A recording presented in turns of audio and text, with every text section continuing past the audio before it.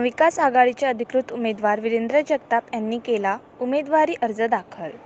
आज 28 ऑक्टोबर सोमवार रोजी दुपारी 4 वाजता महाविकास आघाडीचे धामणगाव विधानसभेचे उमेदवार वीरेंद्र जगताप यांनी आपला उमेदवारी अर्ज दाखल केला आहे। यावेळी खासदार बळवंत वानखेडे व आमदार ॲडव्होकेट यशोमती ठाकूर व बबलू देशमुख यांच्यासह शिवसेना, काँग्रेस व राष्ट्रवादी काँग्रेसचे अनेक पदाधिकारी उपस्थित होते। यावेळी वीरेंद्र जगताप यांच्यातर्फे मोठं शक्तीप्रदर्शन करण्यात आले। महाविकास आघाडीतर्फे शक्तीप्रदर्शन करण्यात आले। यानंतर प्रचार सभा कन्हैया कुमार यांनी संवाद साधला आहे।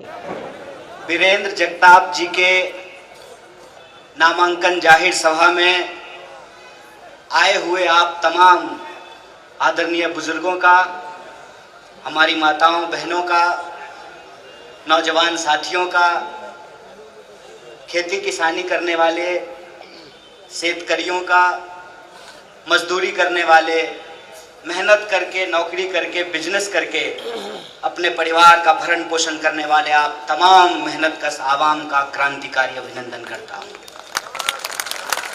साथियों,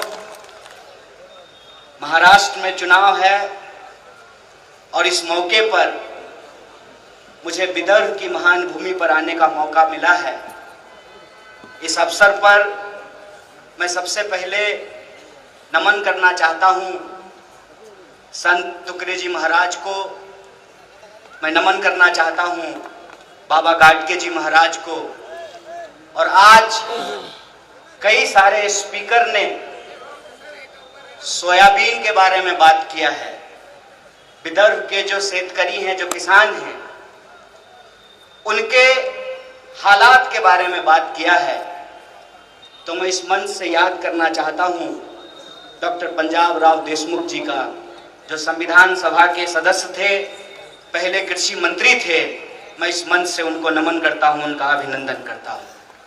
साथियों, आप सब जानते हैं, आप महाराष्ट्र के लोग हैं और महाराष्ट्र के लोगों ने इस देश में जब जब अंधेरा फैला है, महाराष्ट्र के लोगों ने रोशनी दिखाने का काम किया है।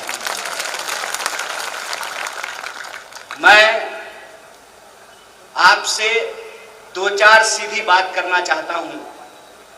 सबसे पहली बात तो ये कि जो पिछला आमदार खासदार का चुनाव हुआ था, महाविकास आघाड़ी को 48 में से 32 सीट महाराष्ट्र के लोगों ने देने का काम किया है। 50% काम आप लोग कर दिए हैं, उसका दो सबूत यहां पर मौजूद हैं। 50% काम हो गया है, 50% काम और आपको करना है। और यह करना क्यों जरूरी है, इस संबंध में भी दो चार बात मुझे आपसे कहनी है। सबसे पहली बात तो ये, आप लोगों ने पता नहीं अखबार में देखा है कि नहीं देखा है, गुजरात में एक नकली कोर्ट चल रहा था, मालूम है कि नहीं? नकली कोर्ट चल रहा था।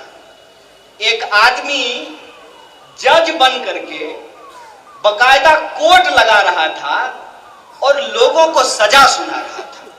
यह गुजरात में हो रहा था। गुजरात का ही एक आदमी पीएमओ का अधिकारी बन करके कश्मीर चला गया और वहां पर सरकारी सुरक्षा लेकर के पुलिस वाले पीछे खड़े हैं। आप लोग भी सुन लीजिए, कोई पीएमओ का अधिकारी कह करके आए तो एक बार उसका आई कार्ड चेक कर लीजिएगा। उधर सरकारी सुरक्षा लेकर के पूरा कश्मीर घूम लिया। गुजरात में ही एक नकली टोल प्लाजा चल रहा था।